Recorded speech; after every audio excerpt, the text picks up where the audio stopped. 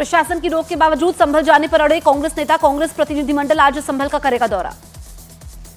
संभल विधायक इकबाल महमूद का विवादित बयान। संभल हिंसा में मारे गए लोगों को बताया शहीद। संभल हिंसा पर एसपी की बयानबाजी पर केशव प्रसाद मौर्य का पलटवार। बोले एसपी की तुष्टीकरण और वोट बैंक की राजनीति को जनता ने नकारा। संसद में आज भी हंगामे के आसार। केंद्र ने लगाया विपक्ष पर मुद्दों पर चर्चा न करने का आरोप। संसद सत्र से पहले कांग्रेस अध्यक्ष खड़गे के दफ्तर में विपक्षी दलों की बैठक। टीएमसी और समाजवादी पार्टी की बैठक में शामिल होने पर सस्पेंस। महाराष्ट्र में सीएम के नाम पर सस्पेंस के बीच एकनाथ शिंदे गांव से थाने लौटे। कहा अपनी भूमिका कर दी है साफ। बीजेपी का शीर्ष नेतृत्व तय करेगा मुख्यमंत्री का नाम।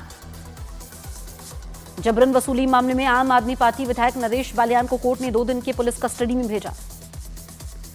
नरेश बालियान की गिरफ्तारी पर अरविंद केजरीवाल ने उठाए सवाल। बीजेपी ने गैंगस्टर से मिलीभगत का आरोप लगाया। अरविंद केजरीवाल का दिल्ली विधानसभा चुनाव में कांग्रेस के साथ गठबंधन से इंकार। कांग्रेस ने भी लगाया आपकी वजह से लोकसभा चुनाव में नुकसान का आरोप।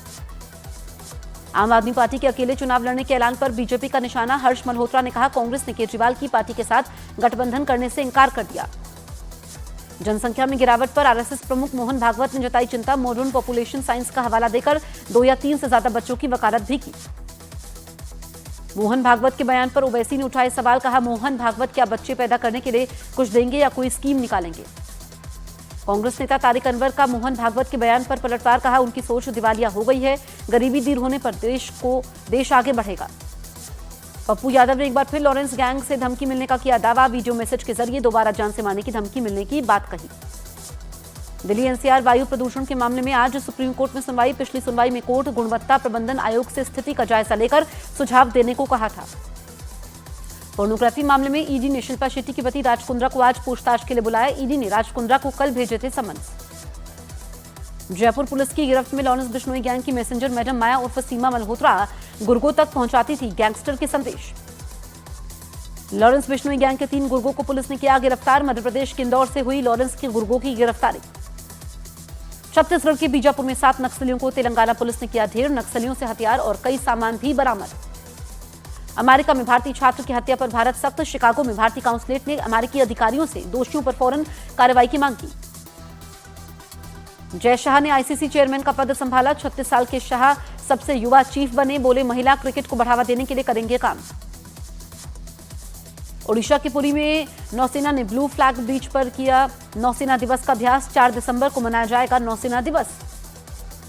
जेडीयू कार्यकारी राष्ट्रीय अध्यक्ष संजय झा ने नीतीश कुमार को नोबेल पुरस्कार देने की मांग की। समस्तीपुर में कार्यक्रम के समय संजय झा ने मांग की। यूपी के लखीमपुर खीरी में पार्टी के समय ताबड़तोड़ फायरिंग। हवाई फायरिंग के बाद दिखाया विक्ट्री साइन।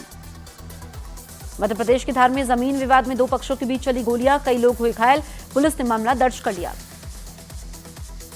झारखंड के धनबाद में डॉन फहीम खान के छोटे भाई पर बदमाशों ने की फायरिंग। जांच में जुटी पुलिस।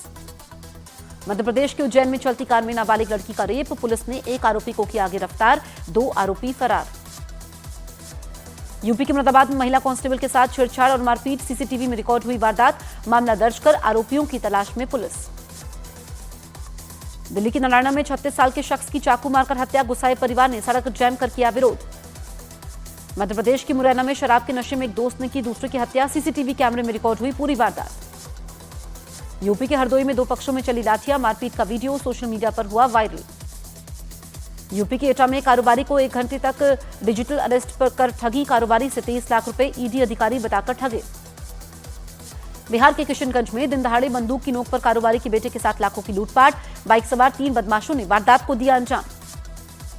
नवी मुंबई में एक मकान में लगी आग। आग लगने की वजह साफ नहीं। मध्य प्रदेश के हरदा में तेज रफ्तार गाड़ी ने 2 कार और 3 मोटरसाइकिल को मारी टक्कर। पुलिस ने ड्राइवर को हिरासत में लेकर पूछताछ की। यूपी के अमरोहा में 2 पक्षों में जमकर हुई मारपीट। मामूली विवाद में चली लाठियां। एक दूसरे पर पत्थर भी फेंके।